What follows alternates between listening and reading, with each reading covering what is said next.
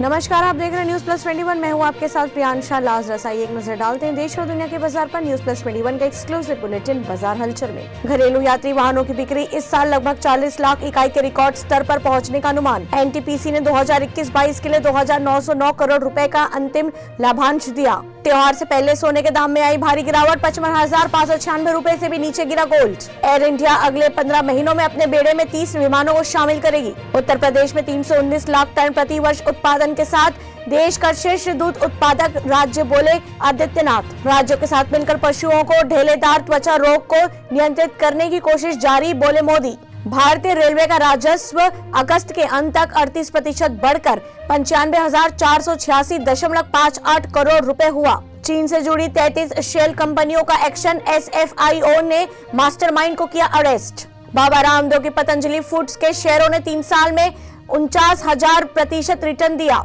नाजारा take के शेयरों में तेजी, गूगल से सपोर्ट मिलने के बाद पिछले 3 दिन में 17% चढ़ा स्टॉक। ऐसी तमाम जानकारियों से लगातार अपडेट रहने के लिए देखते रहिए न्यूज प्लस 21, आपके हक की बात।